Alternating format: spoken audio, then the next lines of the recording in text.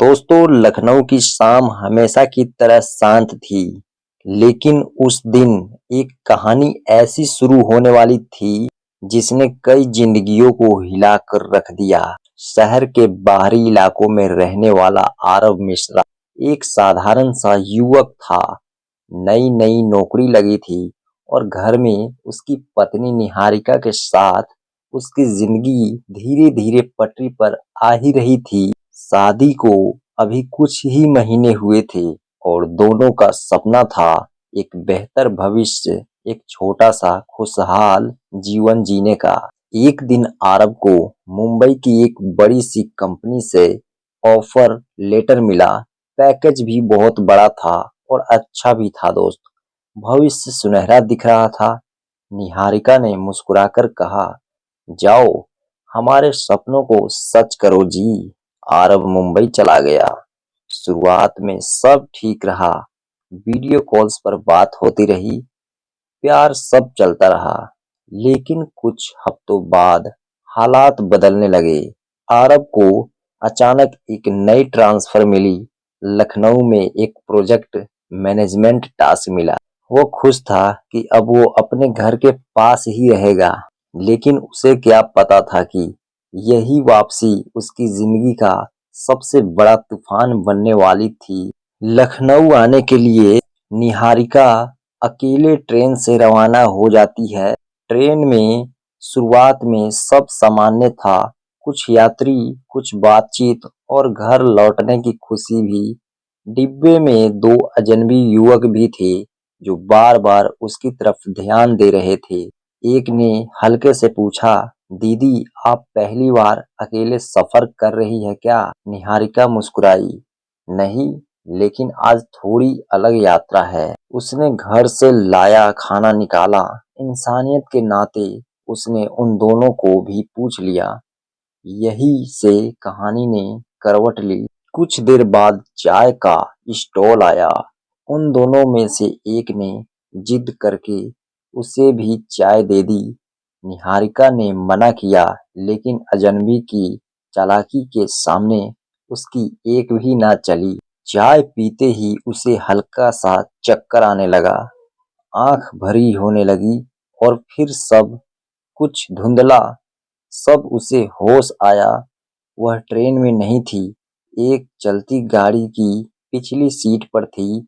हाथ पैर कांप रहे थे, फोन गायब था और सामने वही दो लोग बैठे थे। तुम चिंता मत करो, अब सब हमारे हिसाब से होगा, उसमें से एक ने कहा। निहारिका समझ चुकी थी कि वो किसी बड़े जाल में फंस चुकी है। गाड़ी कुछ घंटों बाद लखनऊ के बाहरी इलाकों में रुकी। एक पुरानी सुनसान इमारत, ऊपर से सामान्य घर, लेकिन अंदर से एक खतरनाक सच छिपा था। वह जगह पर एक अवैध नेटवर्क का हिस्सा थी, जहां लड़कियों को लाकर मजबूरी में रखा जाता था। यह सब एक महिला के कंट्रोल में था, काजल सिंह, जिसे इलाके में लोग मैडम कहते थे। काजल ने निहारिका को देखा और हल्की मुस्कान दी। नई है, ठीक ठाक कीमत मिल जाएगी। निहारिका ने रोते हुए कहा, मुझे छोड़ दो, मैं किसी गलत काम के लिए नहीं आई हूँ। लेकिन जवाब में उसे सिर्फ सन्नाटा मिला। अब इधर आरब की बेचैनी भी बढ़ती जा रही थी दोस्तों। दूसरी तरफ आरब लखनऊ लौट आया था। वह स्टेशन पर निहारिका को लाने आया था, लेकिन वह पहुंची ही नहीं। घंटों बीत गए, फोन भी बंद बता रहा था, कोई खबर भी नहीं मिला। उसने तुरंत पुलिस में रिपोर्ट दर्ज कराई। सीसीटीवी फुटेज में साफ दिखा, निहारिका ट्रेन से उतरी थी, लेकिन उसके बाद गायब हो गई। यह सब देखकर आरव टूट गया, लेकिन हार नहीं मानी। केस अब क्राइम ब्रांच में पहुंच चुका था। इंस्पेक्टर विक्रम सिंह ने जांच शुरू की। धीरे धीरे एक पैटर्न सामने आने लगा। रेलवे स्टेशन से कई लड़कियां इसी तरह गायब हो रही थी। सारा लिंक शहर के बाहर एक ही इलाके की तरफ जा रही थी। पुलिस की धीमी जांच देखकर आरब ने खुद कदम उठाने का फैसला कर लिया। उसने अपनी पहचान बदल ली और एक आम ग्राहक बनकर उस इलाके में पहुंच गया जहां संदिग्ध गतिविधियां चल रही थी। वहां एक पुरानी हवेली जैसी इमारत भी थी, ऊपर से शांत, अंदर से तूफान। जैसे ही आरव अंदर गया, काजल सिंह सामने आई। क्या चाहिए तुम्हें? काजल सिंह सामने आई और बोली, क्या चाहिए तुम्हें? आरव ने शांत आवाज में कहा, नई लड़की चाहिए। एक एक करके कई लड़कियां उसके सामने आई, लेकिन आरव ने किसी को नहीं चुना। उसका दिल धड़क रहा था, क्योंकि उसे डर था कि कहीं वह पहचान न ले। और फिर काजल मुस्कुराई। एक नई लड़की आई, बहुत डरी हुई, लेकिन शायद तुम्हें पसंद आई। जैसे ही दरवाजा खुला, आरव की सांस रुक गई। सामने निहारिका खड़ी थी।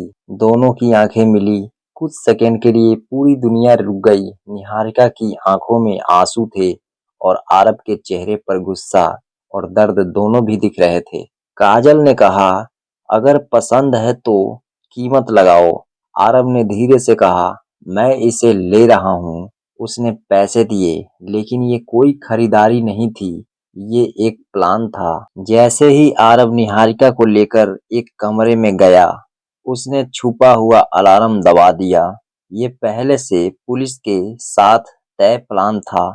कुछ ही मिनटों में पूरी जगह घेर ली गई। इंस्पेक्टर विक्रम सिंह टीम के साथ अंदर घुस आए। सबको गिरफ्तार करो का आदेश दे दिया। काजल सिंह भागने की कोशिश कर रही थी, लेकिन वो बिल्कुल भाग न सकी और पकड़ी गई। इधर निहारिका भी कांप रही थी। मुझे लगा मैं तुम्हें कभी नहीं देख पाऊंगी। आरव ने उसे गले लगा लिया। अब सब खत्म हो गया। जांच में पता चला कि यह पूरा नेटवर्क कई शहरों में फैला हुआ था और यह सिर्फ एक केस नहीं, बल्कि एक बड़ा क्राइम सिंडिकेट था। कई लड़कियां बचाई गई और कई अपराधी पकड़े गए। दोस्तों, अंतिम संदेश में यही कहना है, यह कहानी सिर्फ एक घटना नहीं है, यह एक चेतावनी भी है। कभी भी किसी अजनबी यात्री से भरोसा करने से पहले सावधान रहना दोस्तों, क्योंकि कभी भी एक साधारण सफर जिंदगी बदल सकता है।